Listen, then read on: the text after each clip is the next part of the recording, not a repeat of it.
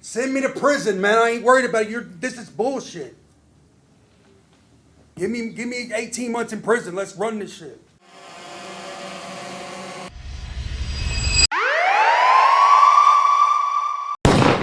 Case number 25CR43256, the State of Ohio versus Jeffrey McDaniel.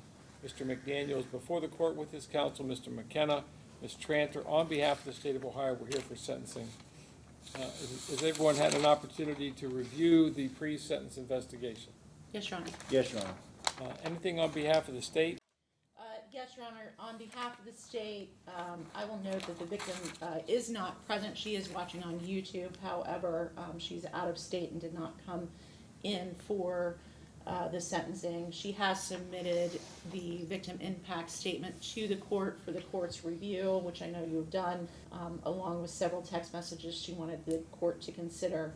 Your Honor, when we started out this case, I think her position was somewhat different than it is now, due to Mr. McDaniel's behavior and some phone calls made after the case was pled out.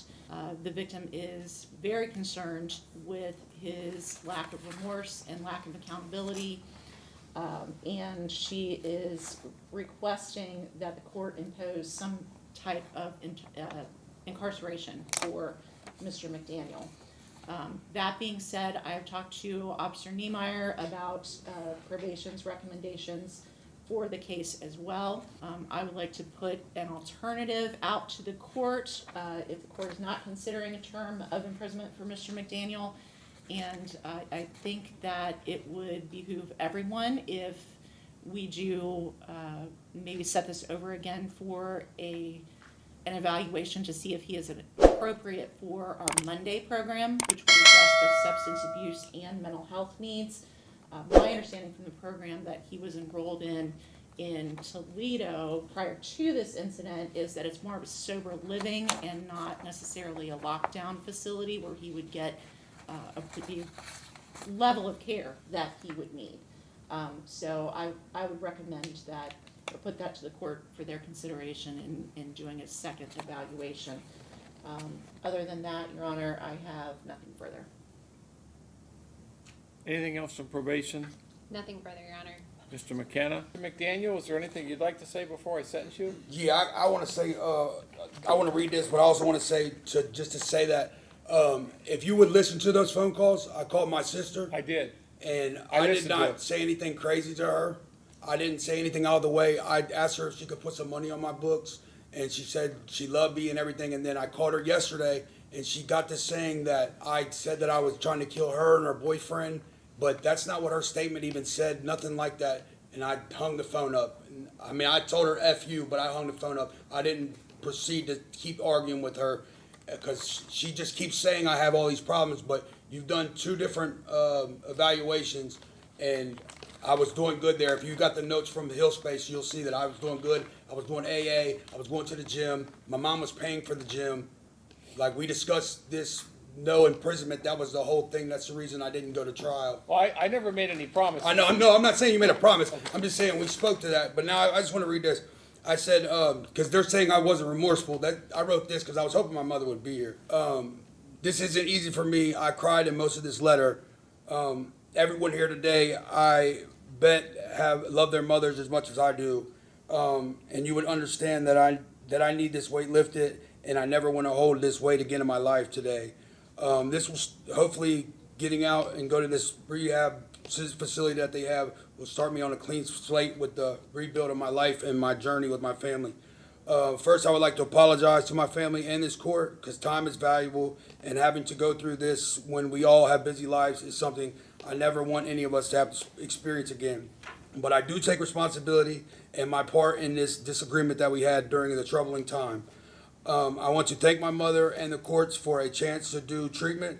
I know my past is filled with mistakes, but it was in those mistakes that I found myself and have grown from each mistake. I used all the time to rehabilitate and that I used in ODRC and things to rehabilitate and correct most of my negative behaviors and actions with all my previous interventions. And I want to definitely thank everybody involved, the judges, the POs, and all the treatment staff. Judge Teep, you were very transparent with me. You gave me mutual respect. You allowed me dialogue, which I'm very much aware of isn't always available in these things. I did take a plea deal for several reasons. I wanted, first of all, this to be all behind us. I wanted further my mental health treatment at Hill Space, and I didn't want to escalate anything with my mother further. But admitting her son, hurt her in any way, I want her and this court to know really saddens me and hurts me to my core. I would never imagine a time that I've had to go this long without contact from my mother. She's my biggest supporter, motivator, and my superhero parent because she raised me by herself. I ask you to take in my consideration all that you've learned from me. I believe I wrote you 2 letters. And me and my family, when you make this final judgment, I hope mutually I can return home to Toledo and get the treatment I need to once and for all and make myself proud and my family proud. More so my mother, who I appreciate and acknowledge as one of those driving forces in my life journey and my recovery. Furthermore, I ask you to please not impose a no contact with my mother and I to go another second without speaking to her would be too much to bear. Neither of us would be able to cope or move on if something would happen to either one of us and the last words weren't "I love you" to each other. We honestly have always been close, but we do challenge each other and we make each other better by that. We don't let excuses get in the way of our lives or our relationship, and that is our most common trait that shares besides being resilience to life's unfortunate fury and the setbacks. I love my mother, family, wife, and children, and I hope I can go to Toledo and get the help that I was already getting and continue to do what I was doing. I don't think incarceration would help me at all. I would abide by any rules probation has. Like I said, if you check the stuff at Hill Space, I never missed an appointment. I turned in my AA slips. I had a sponsor. Everything you could do, I was doing. The only reason that I even have this charge is because I came back on a home pass. My mom paid for the Greyhound ticket. My mom asked me to come back. She picked me up. She brought me out of treatment to go hang out with them at a family outing. If she would have never done that, this incident would have never occurred. So if you do need a no contact order or whatever you need, I just ask you let me go back to Toledo and do the probation as we previously discussed. And I appreciate your time, Your Honor.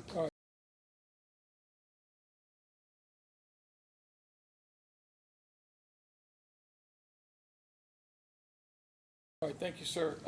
Court's considered the statements made here today, the purposes and principles of sentencing, the relevance, seriousness, and recidivism factors. Mr. McDaniel, before I make my findings, I'm going to make some observations first. You come across as a very tough guy, and your tone and your demeanor is very aggressive. I will say that. I think that's a fair observation. I don't know that if you're always this way with everyone, but you do have that tendency to come across that way. Your family obviously knows you much better than I do, and they certainly at this point in time have maybe changed their position from the time that you entered your plea a few weeks ago. I don't know the answer to that, but I have reviewed the pre-sentence investigation, read your letters, read some of the emails that were attached to this. Text messages, I listened to the jail call that you had with your sister. Was that yesterday's phone call? Yeah. Yes. And again, whatever's going on with you and your sister, I don't know. I don't know what your relationship's like. I don't either, Your Honor. But you were pretty rough on her. You were pretty aggressive with her. Yeah, you're looking at me shocked. No, I can play the phone call. Would you please? Can you do the first one that we had a couple weeks prior? I only have the one. Yeah, because the other one, her whole tune was different. And now I called her yesterday, and she's saying that I tried to say that I was trying to take her out of the game and not be Lucas and all types of stuff. And I guess from my perspective, She's a probation officer. She's trying to set me up, Your Honor. No. Just like she said, the investigator. She said she talked to the Stop, investigator. Stop. See, this is what I mean. I gave Mr. McDaniel. Mr. McDaniel, listen, fire you. Mr. McDaniel, listen to me. Send me to prison, man. I ain't worried about it. This is bullshit. Give me 18 months in prison. Let's run this shit. I'm not worried about it. Why are you? Because I didn't do nothing, Your Honor. I came in here respectfully as I can. Play the tape. I promise I didn't say nothing bad. She was blaming me for something I didn't do. If you read her statement, it didn't say nothing about me saying I wanted to kill her. She's lying. I promise. Sir. I promise, Your Honor. See, this is kind of exactly what I'm talking about. This aggressive demeanor that you portray. That I didn't do it. Well, again, I'm not gonna revisit that because. Okay, Your Honor. I'm sorry. I said okay. Thank you. So what do you want to do here? I want you to replay the tape so the court can hear it on record. Well, Your Honor, we're getting far afield doing that. Yeah. Our request- You said you would. listen, I would agree with you. I did not hear any threats to your sister in this phone call. I never have. And again, I only heard the I've one. only talked to her twice. All right, Mr. McDaniel, this is how we're going to do this moving forward from this moment on. I'm going to speak, and unless I ask you a direct question, I do not need your comments. I do not need your commentary. I do not want your interruptions. Are we clear? Yes. Thank you. All right.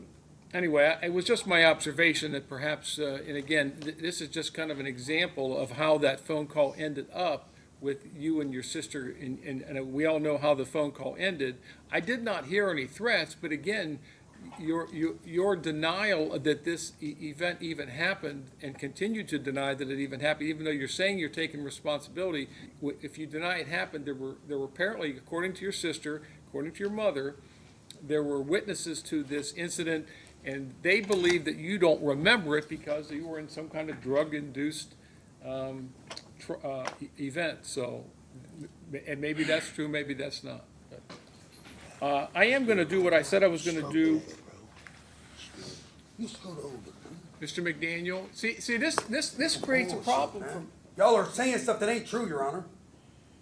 I drug test every week at Hill Space. I wasn't on drugs. If you read the 4 statements, they all say different things. Only one person said I committed a crime. That's why I said that this was not what it was. I take responsibility. I did not touch my mother at all. She was drunk, and they all were drinking, I promise you. There was cameras on the house. My sister's a PO. Her boyfriend's an electrician. Why weren't the cameras working? My phone was on Wi-Fi. The Wi-Fi was up, Your Honor. I swear to God, I just want to go home and do my treatment. I swear to God, nope, I won't speak to one of them for the rest of my life if that's what you need. But I do not need to be incarcerated any longer. I promise you, Your Honor, I'm not a risk to myself. I'm not a risk to others. I want to go get my treatment like I'm going to do.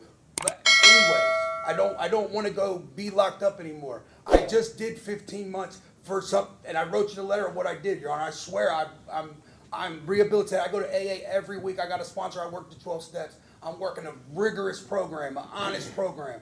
I know I might come off upset is because I'm upset that my family is doing this to me. That's the only reason. But I respect your position. I respect these guys, and I respect the lawyer and the prosecutor. That's why I wrote you the letter, so you would understand more of a clear understanding of what they're saying and what they're doing. I don't want this going back and forth with you. I just want to go home. That's it. I promise. I'll do an ankle monitor or whatever. I'll come in. I'll video Skype. They do drug tests every week. It's 2 hours of substance abuse and 2 hours of mental health every day, followed by at least 3 AA meetings, and you're in sober living, and they have 5 different houses, and you're there with other people, and you're doing what you're supposed to do. They have peer support. They have everything they need in one thing. It's basically like River City and CCC, but I get to do my own little thing, and I get to work, and I can, do what I do and not have to be locked up. I don't like being locked up. I've been locked up my whole life, and I just finally got myself sober, and I don't want to be locked up anymore. I just want to go home, Your Honor. I just want to do what I was doing. That's it. I was clean. I passed every drug test. I went to every appointment. I went to every single thing they asked me to do, and I plan to do it again, and I will do it again with your help. I promise.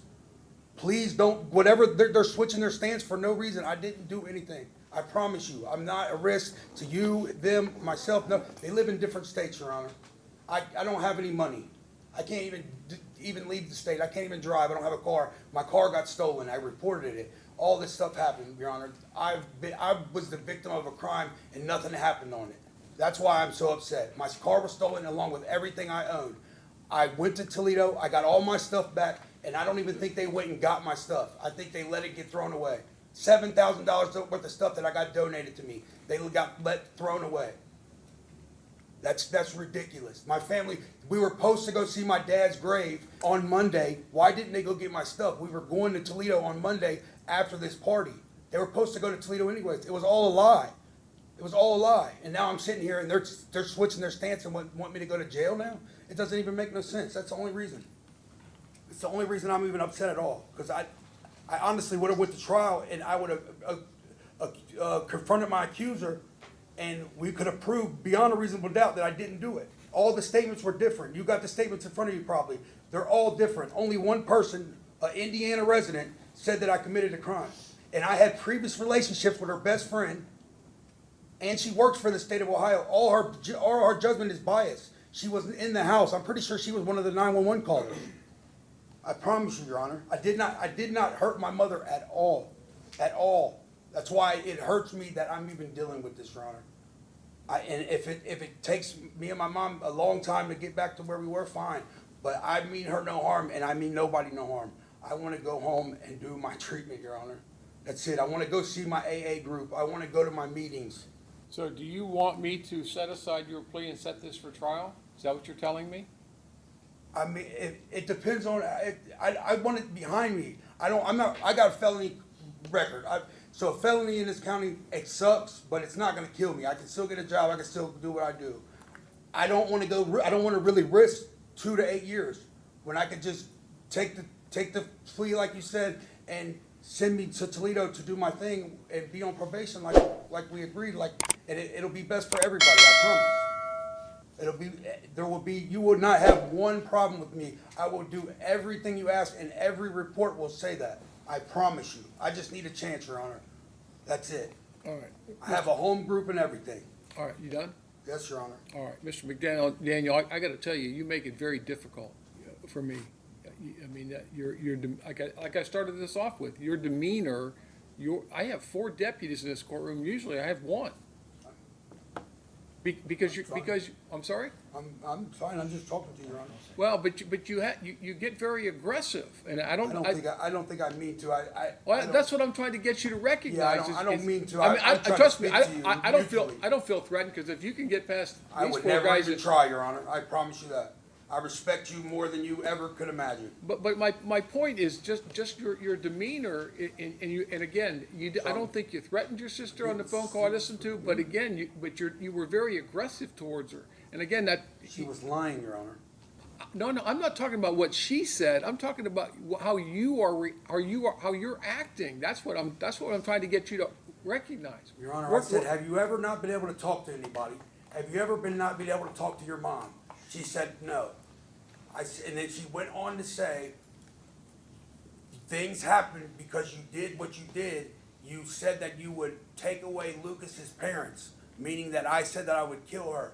If I said that, why didn't she write that in the statement that she made to the police? Okay, I'm not going to go back and revisit all this. And you keep referencing me knowing what the evidence is. I've never seen any statements. The only thing I know about this case is what you're charged with and what you pled to. That's all. So what are you sentencing me to? If you don't know the case, how are you sentencing me? Well, I'm holding up, and I don't know how many pages are here, but you can see how thick that is. How long ago did we do the sentencing? What is that? This is your pre-sentence investigation. Oh, yeah, I took my time and did it very thorough. As did. And they both said I didn't have a drug problem anymore. As did court services. So you can see, this is what I'm basing my sentence on. Okay. So, go ahead, Your Honor. All right. All right. I'm going to the Monday program. I'm sorry? Nothing, Judge, I'm not going to the Monday program. I'm not going to CCC. Please send me home or send me to prison like I asked you to. I'm not doing any inpatient program at all. I'm going to Toledo Hill Space, or I'm going to prison, and then I'll do my time and I'll get out on parole and go to Toledo, where I'm going either way. I have no problem going to prison, Your Honor. I don't want to by any means, but I want to go to the treatment I want to go to, because I won't do it if I can't do what I want to do. That's just how life is. You wouldn't do anything you didn't want to do. That's all I'm saying, Your Honor. I do things I don't want to do every day. Me too, I just took this case that I didn't want to.